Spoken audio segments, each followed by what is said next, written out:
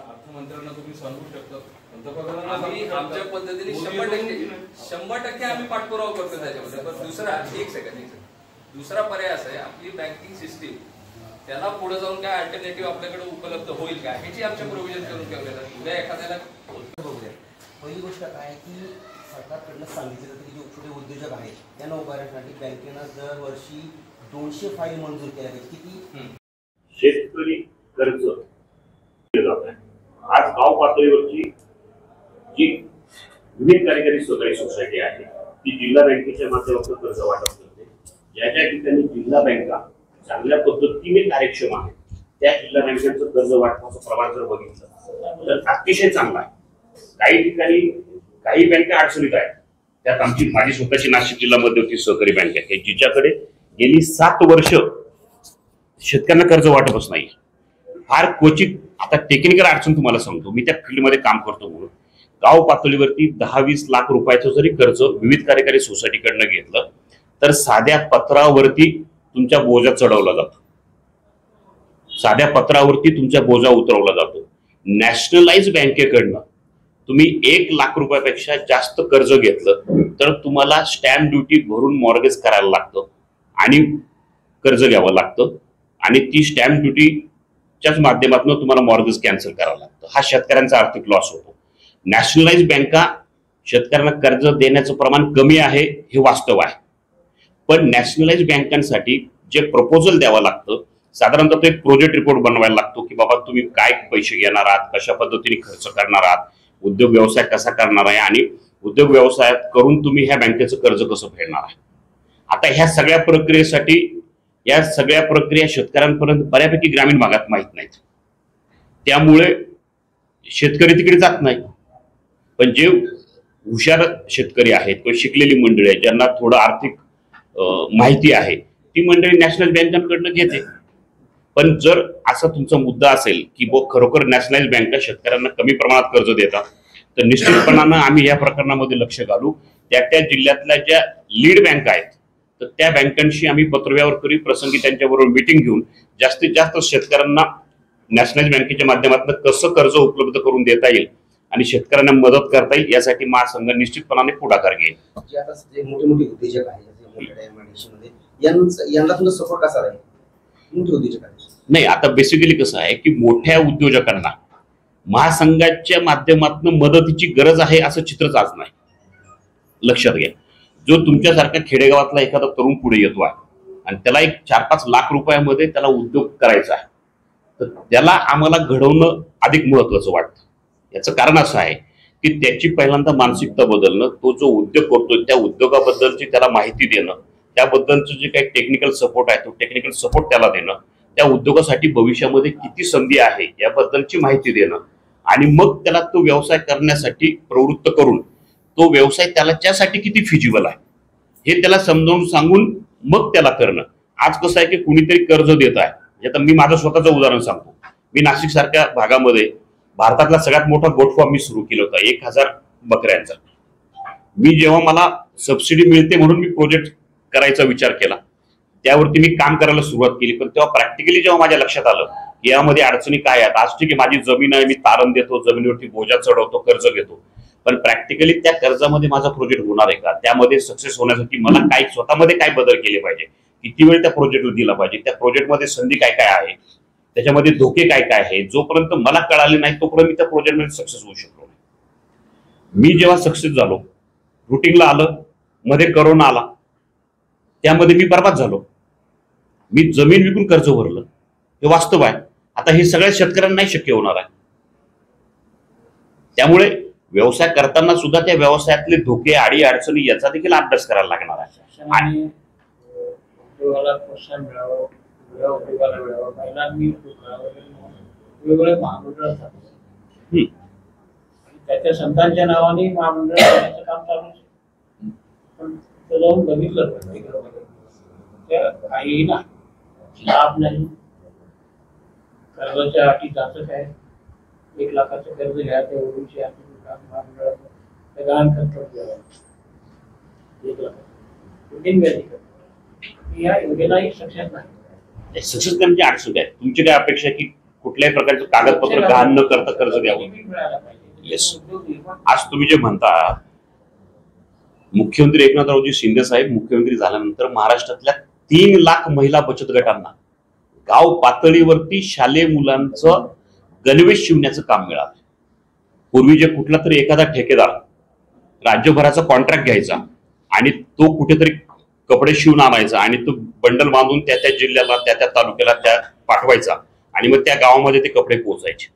आज शासनाने निर्णय घेतला की ज्या गावात शाळा आहे त्याच गावातल्या महिला बचत गटाला त्या ठिकाणी ते कपडे शिवायचं काम मिळतंय. 10-15 महिलांना तिथे रोजगार मिळाला. त्याचबरोबर त्या गावातलं अंगणवाडी मध्ये जे काही आपण अन्न देतोय, त्यांना खिचडी वगैरे देतोय, ते शिजवण्याचं काम त्या गावातल्या महिलांना मिळालंय. या 15-20 महिलांना प्रत्येक गावामध्ये आज रोजगार ह्या माध्यमातून मिळालाय. ही सुरुवात आहे.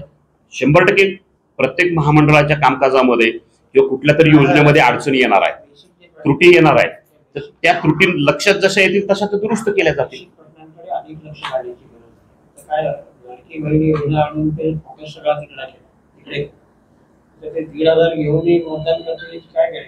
नाही, मुळामध्ये एक गोष्ट फार क्लिअर लक्षात घ्या की पैसे मतदान मिळावं म्हणून दिले नाही. कुठलाही भाऊ कुठल्याही बहिणीसाठी काहीतरी हेतू डोळ्यासमोर ठेवून काम करत नाही. त्यावरती मी राजकीय कॉमेंट्स करणार नाही. त्यावरती मी राजकीय कॉमेंट्स करणार नाही. तो अधिकार माझा नाही. तो अधिकार माझा नाही.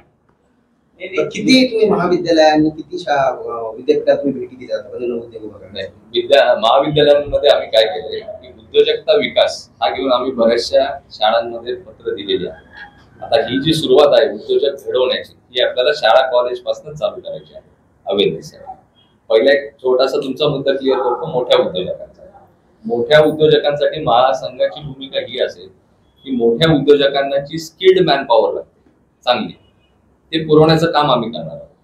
त्यांना ट्रेनिंग असेल, स्किल डेव्हलपमेंट असेल, या माध्यमातून रिक्रुटमेंट हा पार्ट मी स्वतः MBA आहे, त्या माध्यमातून तो एक सेगमेंट आम्ही चालू केला. आता आपला विषय कुठला होता? आता मोठ्या उद्योजकांचा ते झालं. दुसरा कुठला होता? शाळा कॉलेज. आता तुम्हाला प्रॅक्टिकली गंमत सांगतो. मी शेतकरी आहे. शेतकरी कुटुंबातून पुढे येऊन उद्योजक म्हणून घडतो आहे. सगळ्या विद्यापीठांमध्ये शेळी हा विषय जो आहे तो डिप्लोमासाठी 3 मार्काला आहे, डिग्रीसाठी 7 मार्काला आहे. जर 3 आणि 7 मार्काला आपण सगळे विद्यार्थी आहोत की त्या प्रश्नाचा अभ्यास आपण किती करतो? मी 3-3.5 कोटीचा वार्षिक टर्नओव्हर गोट फार्मिंग मध्ये करतोय. मी जिवंत शेळ्या एक्सपोर्ट केल्यात भारतातनं पहिल्यांदा. प्रश्न असा आहे की हे सगळ्या शेतकऱ्यांना जमत नाही. हे शेतकऱ्यांना जमलं पाहिजे. यासाठी मुळामध्ये माझ्या बिझनेसचा मुख्य गाभा जो शेळी आहे, तो शेळी हा प्राणी मला समजला पाहिजे. त्या शेळ्याला काय आज चारा पाणी लागतो, त्याचं औषधोपचार काय आहे, आजार काय आहे, याची माहिती बेसिक सर्वसामान्य शेतकरी कुटुंबातल्या शेतकऱ्याला जेवढी आहे तेवढी आज विद्यापीठातल्या प्राध्यापकाला किंवा BSc तिथं जो घेऊन बाहेर पडतो त्याला पण होत नाही. ह्या शिक्षण व्यवस्थेतली ही अडचण आहे. ही दुरुस्त होणं आवश्यक आहे. आता ह्या गोष्टी जेव्हा आपल्या लक्षामध्ये येतात तेव्हा आपण निश्चितपणानं त्या शासन दरबारी मांडणार आहोत. त्यासाठी व्यक्तिगत मांडणं आणि संघटनेच्या माध्यमातून मांडणं म्हणजे आज आमची महासंघाची भूमिका फार क्लिअर आहे. आम्ही आज तुमच्यापर्यंतच्या माध्यमातून समाजापर्यंत काय पोहोचतोय, तर ज्या काही अडीअडचणी आहेत त्या अडीअडचणी आम्हाला माहीत झाल्या पाहिजे. त्याचबरोबर त्याच्यावरती कशा पद्धतीने मात करता येते ते तुमच्याकडनं समजून घ्यायचं आहे. खेडेगावातला माणूस आजही शेळीला दवाखान्यात नेत नाही. तो त्याच्या अनुभवातनं, त्याच्या बापदाद्याकडनं, आजूबाजूच्या परिसरातनं गावकीचा जो वैद्य असेल त्या वैद्याच्या पद्धतीने ग्रामीण भागातला औषधोपचार करतो आणि शेळी बरी करतो. पण माझ्यासारखा प्रोफेशनल व्यावसायिक शेळीपालक असेल तर तो त्या फील्डमधल्या डॉक्टरला बोलवतो आणि औषधोपचार करतो. आता हा जो खर्च आहे व्यावसायिक डॉक्टरला बोलून करणं आणि त्यांनी ग्रामीण भागातल्या पद्धतीने उपचार करणं, याच्यामध्ये इकडे माझा खर्च जास्त होतोय, तिकडे कमी खर्चामध्ये गॅरंटेड औषध उपचार होतोय. तो डॉक्टर देणाऱ्या औषधाने माझी शेळी बरी होईल की नाही याची गॅरंटी डॉक्टर घेत नाही. पण इथे ग्रामीण भागातला जो औषध उपचार होतोय त्याने 100% शेळी बरी होते. तर हे जे अनुभव आहेत हे अनुभव तुमच्याकडनं फिलअप करायचे आहेत आणि ह्या पद्धतीने करायचे. आम्ही जे जे काही उद्योग करायची आमच्या कल्पना आहे ही सगळी कल्पना आम्ही ग्रामीण भागातूनच घेतो आहे. ग्रामीण भागातनं कल्पना घेतो म्हणजे काय, तुमच्या भागामध्ये कोणकोणते रोजगार चालू शकतात, छोट्या प्रमाणामध्ये रोजगार होऊन त्या गावामध्ये कशा पद्धतीने तो एस्टॅब्लिश होऊ शकतो. कारण संभाजीनगर मधला एखादा माणूस व्यवसायासाठी उद्या नाशिकला गेला तर त्याच्या कुटुंबापासून दूर होणं, तिथे त्याचं राहण्यापासून व्यवस्था होणं, हे सगळे अनेक प्रश्न निर्माण होतात. पण त्याने त्याच्या भागामध्ये त्याच्या गावामध्ये छोटासा उद्योग सुरू केला तर त्याचे राहायची अडचण येत नाही, खायची अडचण येत नाही, आणि ते गाव हे त्याचं असल्यामुळे ती मंडळी त्यांच्या कम्युनिटीमध्ये आपलं नातेवाईक, आपला परिवार, आपल्या भागातला म्हणून त्या ठिकाणी व्यवसाय सुरू करू शकतो आणि छोट्या व्यवसायापासून मोठा व्यवसाय करू शकतो. ही बेसिकली आमची कन्सेप्ट आहे. एवढं बारीक तुमचं लक्ष आहे सगळं, म्हणजे फार बारकाईने तुम्ही लक्ष दिले. जो पोस्टर आहे त्यावरती एकनाथ शिंदेने त्याचा एक नट, जो नट होता चित्रपटामधला, त्या चित्रपट वरती बघा तुम्ही तिकडे एकनाथ शिंदे आहेत कधी काय तो जो फोटो आहे तो मुख्यमंत्र्यांचाच आहे का असा माझा प्रश्न आहे. होय हो एकनाथ शिंदे आहेत ते. होय. अच्छा, तुम्ही म्हणता धर्मवीर चित्रपटातले नाही. तर यासाठी आपण काही विद्यापीठाचे करत आहोत.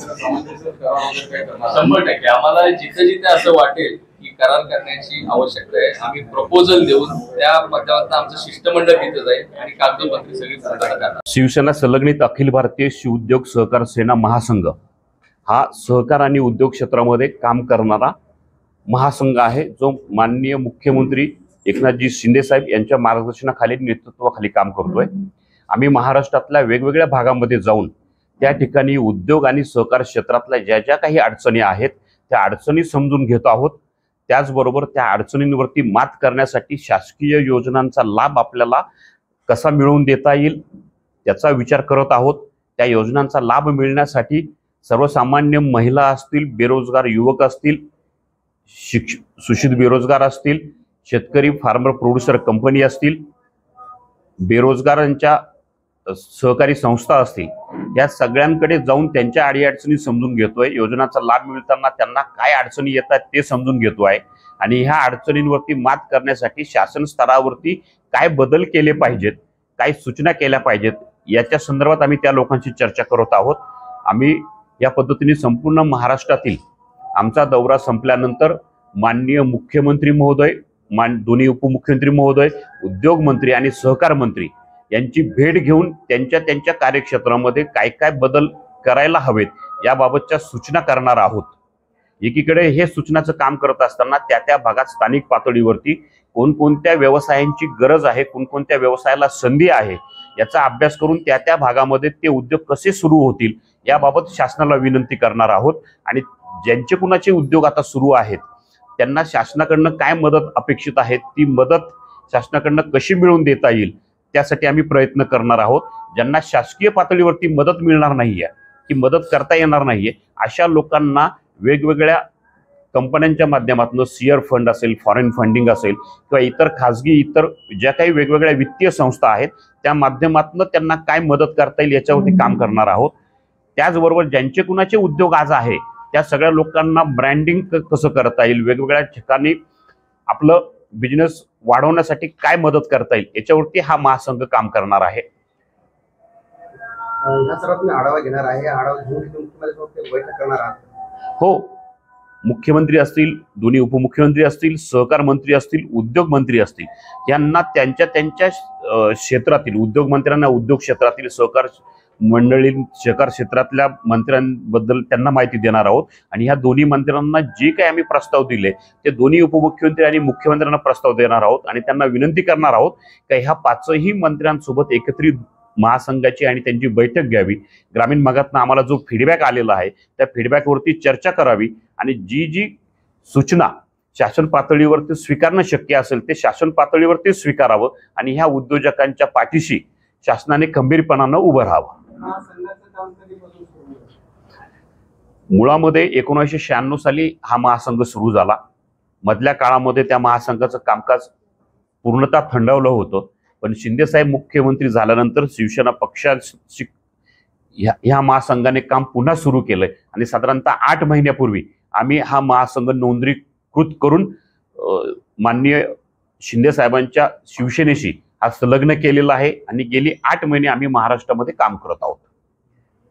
सर, कोविड काळात जे उद्योग बुडालेले आहेत आणि काही NPA झालेले आहेत, तर त्यांच्यावर तुमची काय भूमिका? नाही, निश्चितपणानं जे NPA मध्ये गेलेले आहेत त्यांचा शासनाने आणि त्या बँकांनी सहानुभूतीपूर्वक विचार केला पाहिजे. महासंघाच्या माध्यमातून त्यांना ते कर्ज प्रकरण पुनर्जीवित करून त्यांना उद्योगासाठी भांडवल कसं उभं करून देता येईल याबाबतचा आराखडा त्या बँकेने बनवावा. त्यासाठी शासनाने जी काही मदत लागेल ती मदत शासनाने करावी अशी भूमिका महासंघ निश्चितपणाने घेईल. मुळात जे सहकारी साखर कारखाने बंद पडले त्या कारखान्याच्या कार्यक्षेत्रात त्या कारखान्याची गरज किती होती, ऊसाचं कार्यक्षेत्र किती आहे याचा अभ्यास ऑलरेडी साखर महासंघाने केलेला आहे. त्यामुळे ते साखर कारखाने बंद करण्यामागे राजकारण किती हा भाग सगळ्यात महत्वाचा आहे. आज मैं हर्षद नेगिनाड़, अखिल भारतीय शिव उद्योग सहकार सेना महासंघ, जो शिवसेना से जुड़ी हुई एक फेडरेशन है, उसका मैं राष्ट्रीय अध्यक्ष के दौर से आपसे बात कर रहा हूँ. आज की जो प्रेस कॉन्फ्रेंस थी वो उद्योग और सहकार मतलब इंडस्ट्रीज एंड कोऑपरेटिव्स इसके बारे में थे. महाराष्ट्र स्टेट में या उसके बाद में भारत में जितने भी छोटे SME सेक्टर जो है, छोटे उद्योजक, उनकी जो समस्याएं है या किनको बिजनेस करना है उनको कुछ गाइडेंस चाहिए, इसके बारे में अवेयरनेस के लिए आढावा बैठक थी.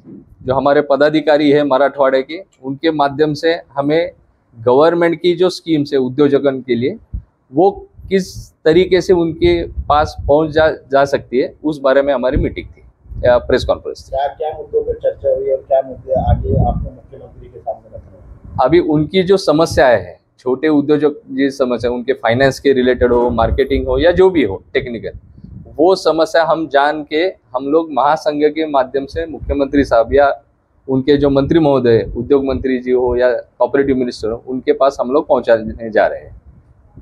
जी, ये क्या करेंगे जिन्होंने कर्ज लेकर डुबा दिए उनके लिए? अभी कर्ज लेके जो डुबाया है उनके ऊपर तो बैंक तो कार्रवाई करेगी. अभी उनके जो टेक्निकलिटीज है मतलब जानबूझ के किया है या जो भी है वो बैंक उसके ऊपर कार्रवाई करेंगे. अगर उनको कुछ हेल्प लगता है उनको बाहर निकलेंगे तो उनके क्या पॉलिसी किया जा सकता है वो गवर्नमेंट को हम लोग बोलेंगे. सर, लेकिन इसमें जो कोविड काल में जो NPO है तो उनके लिए सर बैंकों से भी कोई जैसा नरमाई की भूमिका नहीं है सर? इसके लिए हमने क्या किया है कि कुछ जानकार NPA कंसल्टेंट से हम लोग मशवरा कर रहे हैं कि इस बारे में क्या करना चाहिए. अगर वो NPA कंसल्टेंट हमें कुछ इंफॉर्मेशन देते हैं तो उस हिसाब से हम लोग फेडरेशन की तरफ से आगे की कार्रवाई करेंगे. युवाओं के लिए नई स्कीम आ रही है जी, उनके बारे में कैसा होगा? अभी नए उद्योजक जो है उनको पहला तो चाहिए गाइडेंस. उनके दिमाग में अगर कोई आइडिया हो तो वो आइडिया फिजिबल है क्या, वो पहले हमें चेक करना चाहिए. उसके बारे में उसके खुद का कंट्रीब्यूशन उसमें कितना है, फिर बैंक फाइनेंस या अदर कुछ फाइनेंस रिसोर्स उसको अटैच करके देना है, वो हमारी भूमिका रहेगी. जैसे इक्विटी फाइनेंस हो या IPO लिस्टिंग का कुछ प्रोविजन हो, ये हम लोग हमारे माध्यम से उनके लिए करने वाले हैं. सर, मौलाना आजाद महामंडल जो है सर जी, उसके अंदर जो उद्योजकों को जो लोन दिया जाता है, हाँ, उसमें सर आती जो तो बहुत जांचेगा, इसके बारे में आप? महामंडल से लोन नहीं दिया जाता. लोन देने का अधिकार सिर्फ बैंक के पास है. महामंडल के सिर्फ स्कीम रहते हैं या सब्सिडी रहता है. लेकिन उसमें सर डॉक्यूमेंट्री जो तो बहुत हार्ड डॉक्यूमेंट्स है सर. अभी जो एप्लीकेंट है उन्होंने हमारे से वो जुड़ गए और ये अगर बोल दिया तो हम लोग गवर्नमेंट को बोलेंगे कि जो लिस्ट ऑफ डॉक्यूमेंट है उसमें कुछ ऊपर नीचे किया जाए. उसमें सर लिस्ट ऑफ डॉक्यूमेंट्स में सर जो प्रॉपर्टी मॉर्गेज का है वो बहुत बड़ा मसला है सर, उसके ऊपर कुछ करना चाहिए सर. वो गवर्नमेंट को बताना पड़ेगा. अभी आगे से जब तक हमारे पास कुछ इश्यू आता नहीं है तब तक हम लोग कार्रवाई नहीं कर सकते. आज सर हम मीडिया के माध्यम से तो आपके पास रख रहे हैं डॉक्यूमेंट चाहिए ना. ठीक है, आपके मीडियम से. हाँ जी, मेरा नाम हर्षद नेगिनाड़, राष्ट्रीय अध्यक्ष अखिल भारतीय शिव उद्योग सहकार सेना महासंघ. Thank you.